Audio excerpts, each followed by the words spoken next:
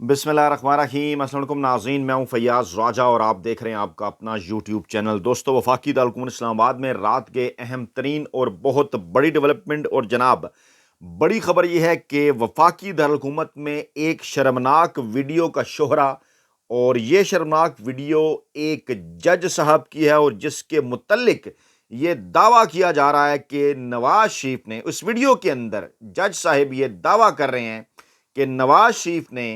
बल्ले का निशान पाकिस्तान तहरीक इंसाफ और इमरान खान से वापस लेने के लिए और अपने हक में अपनी मर्जी के फैसले अदालतों से करवाने के लिए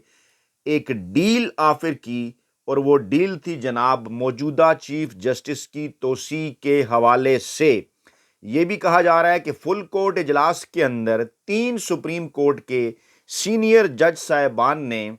अहम तरीन मामले का भांडा फोड़ा। वो क्या है उसकी तफसीलात भी रखेंगे आपके सामने। और मामला जनाब जो कि मौजूदा चीफ जस्टिस काजी फैज ईसा साहब की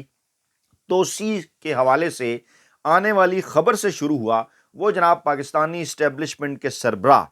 को BMW और पाकिस्तानी इस्टेब्लिशमेंट को BMW गाड़ियां तोहफे में देने तक जा पहुंचा है। और ये इंतहाई सनसनी खेज इंकशाफात हैं और नवाज शरीफ इस सारे मामले के ऊपर सबूतों के साथ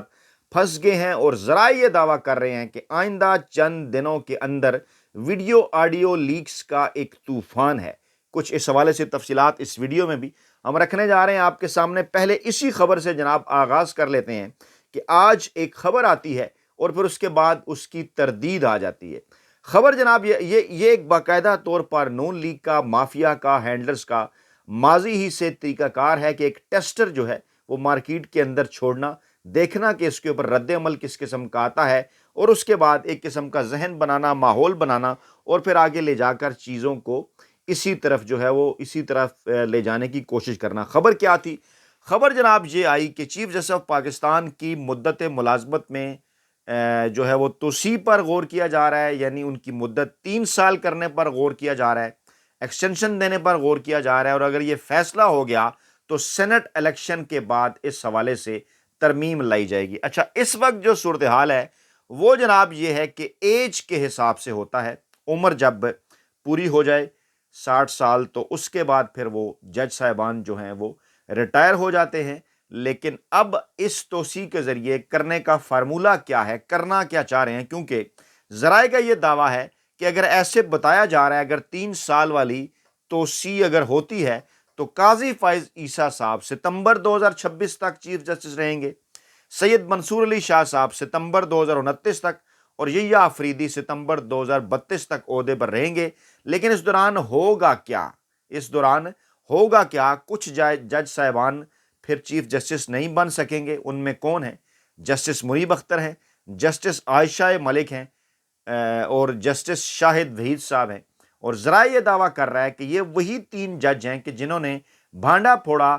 फुल कोर्ट के इजलास के अंदर के जनाब ये जो मामला है जजेस को डराने और धमकाने का, उस हवाले से जो हल्ला शेरी है वो सुप्रीम कोर्ट ऑफ पाकिस्तान की जानिब से आने वाले बास फैसलों के नतीजे में भी दी जा रही है। जरा ये दावा कर रहे हैं कि बाकायदा तौर पर एक किस्म का ये चार्जशीट था। मौजूदा चीफ जस्टिस काजी फैज ईसा साहब इमरान खान के हवाले से, बल्ले के हवाले से जिस किस्म के फैसले उनकी जानिब से सामने आए, फिर इलेक्शन को जो है वो रोकने के हवाले से जो पंजाब और KP के अंदर इलेक्शन नहीं हो सके चीफ जस्टिस बंदयाल साहब के दौर में, और उस दौरान जो किरदार अदा किया काजी फैज ईसा साहब और उनके बरादर जजेस ने, इस हवाले से भी कई चीज़ें अब जो है वो आहिस्ता आहिस्ता सामने आ रही हैं। और ज़रा ये दावा कर रहे हैं कि आइंदा चंद दिनों के अंदर रमज़ानुल मुबारक के बाद जो है वो 10, 12, 14, 15 दिनों बाद, ईद के बाद जो है वो एक ऑडियो और वीडियो लीक का एक नया तूफान है।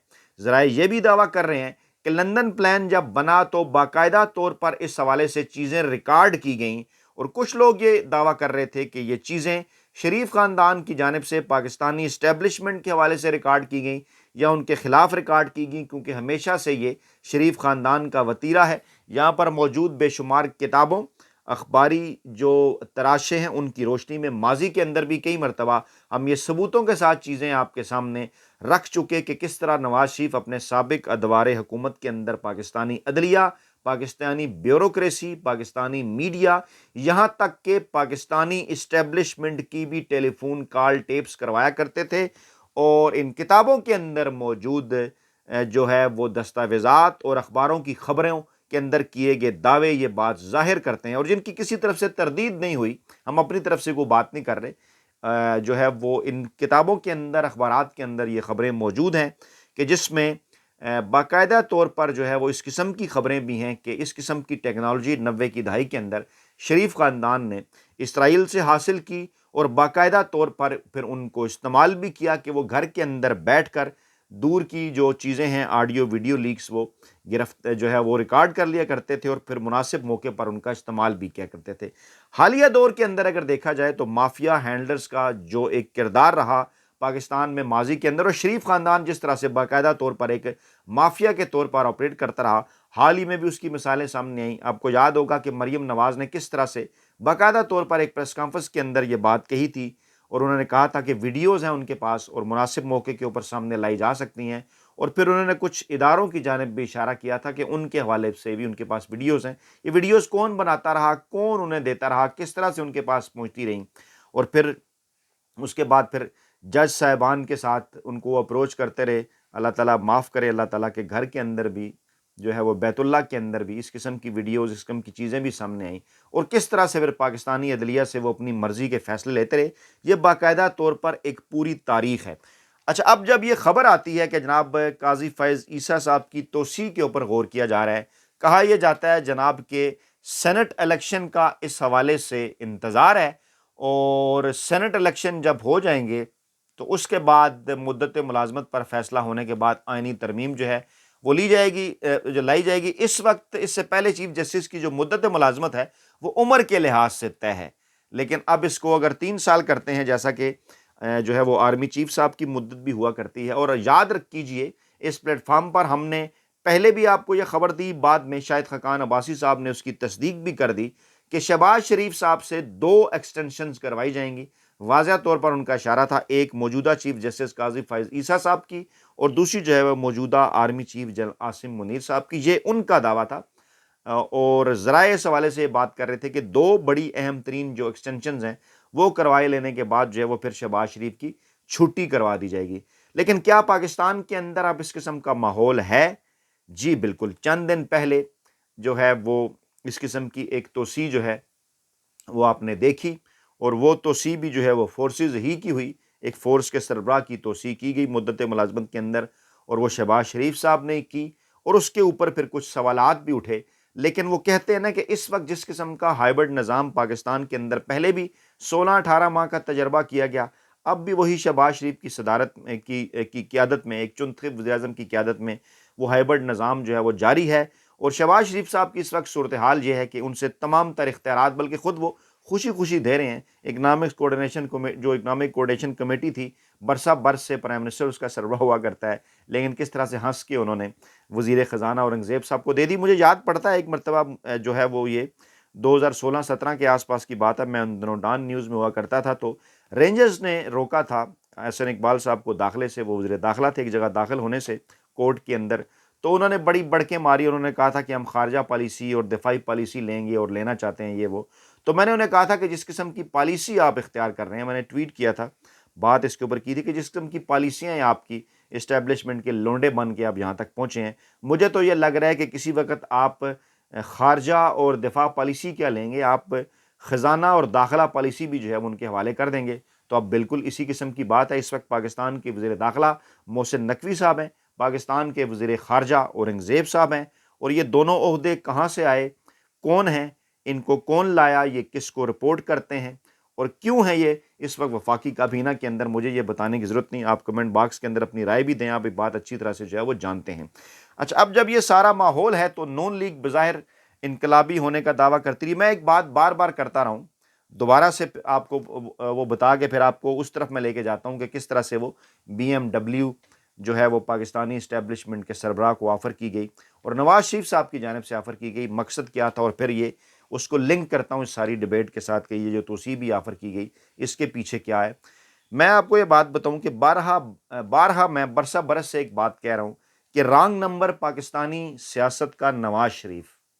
جس نے پاکستانی سیاست کو 1982 سے لے کے آج تک سب سے زیادہ نقصان پہنچایا۔ رانگ نمبر پاکستانی صحافت کا حامد میر، جس نے 90 کی دہائی سے لے کے آج تک جتنی بھی جو جمہوری حکومتیں جب بھی گرائی گئیں اسٹیبلشمنٹ کی جانب سے، تو وہ اسٹیبلشمنٹ کے ساتھ کھڑے رہے، اور بعد میں پھر جو ہے وہ دوسری طرف جا کر اپنا ایک جو کہتے ہیں نا کہ ایک اپنی ویئرشپ بنانے کے لیے، جس کا آج کل وہ کوشش کر رہے ہیں۔ اور اسی طرح سے رانگ نمبر ایک بہت بڑے ثابت ہوئے۔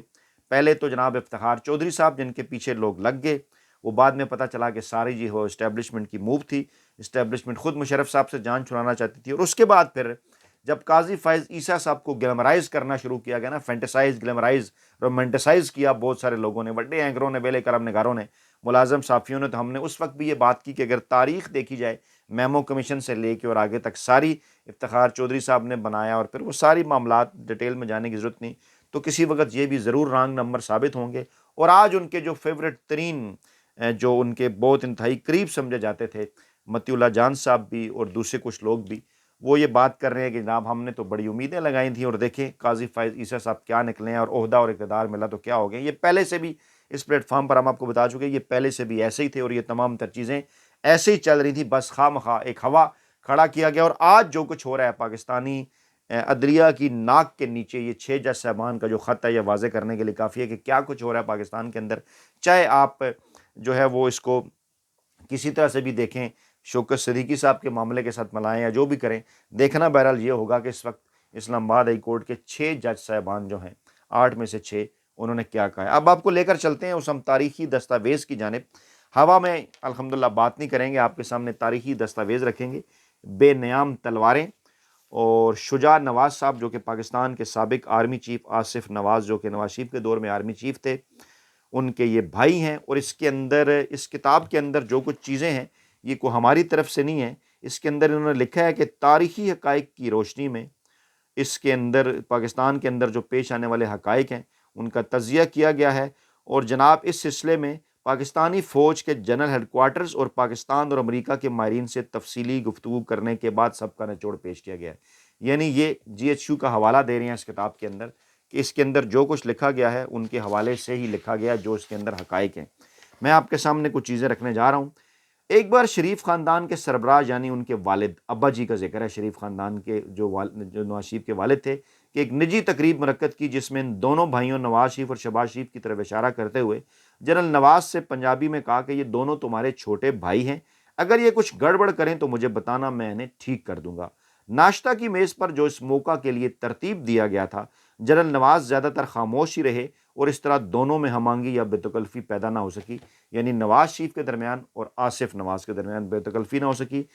نواز شریف نے دوسرے جرنیلوں کو خوش کرنا شروع کر دیا۔ پتہ چلا کہ لاہور کے کور کمانڈر کے بھائی کو انہوں نے ایک صنعتی فیکٹری لگانے کا اجازت نامہ دے دیا، اس کی وجہ سے کور کمانڈر صاحب کو خاصی جھاڑ پڑی ڈیفینیٹلی آرمی چیف سے۔ اب کیوں انہوں نے صنعتی فیکٹری لگانے کا اجازت نامہ دیا کور کمانڈر کے بھائی کو؟ کیا مقاصد یہ حاصل کرنا چاہتے تھے؟ ظاہری بات ہے اسٹیبلشمنٹ سے کچھ فوائد حاصل کرنا چاہتے تھے۔ یہی طریقہ میاں صاحب کیونکہ کاروباری ہیں ان کا رہا ہے 1982 سے لے کر آج تک۔ آگے بات اس سے بھی خوفناک ہے، غور سے سنیے۔ یہ اطلاع بھی ملی کہ وزیر اعظم نے کئی جرنیلوں کو بی ایم ڈبلیو گاڑیاں تحفے میں پیش کی۔ میں نہیں کہہ رہا، یہ کتاب کہہ رہی ہے، کسی بھی پلیٹ فارم پر لے جائیے اس کتاب کو، سابق آرمی چیف کے بھائی ہیں اور حوالہ دے رہے ہیں پاکستانی جنرل ہیڈ کوارٹرز جو ہیں جی ایچ کیو، وہاں سے بھی ان کے ساتھ کنسلٹیشن کے بعد، وہاں سے حقائق اکٹھے کرنے کے بعد یہ کتاب لکھی گئی ہے۔ میں نہیں کہہ رہا، یہ کتاب دعویٰ کر رہی ہے۔ اور یہ اطلاع ملی کہ وزیر اعظم نے یعنی نواز شریف نے کئی جرنیلوں کو بی ایم ڈبلیو گاڑیاں تحفے میں پیش کیں۔ ایک بار شہباز شریف آرمی چیف جنرل آصف نواز کے پاس آئے اور انہیں بی ایم ڈبلیو گاڑی کی چابیاں پیش کرتے وقت کہنے لگے کہ یہ ابا جی نے آپ کو تحفہ بھیجا ہے۔ جنرل نواز نے شکریہ کے ساتھ تحفہ قبول کرنے سے انکار کر دیا۔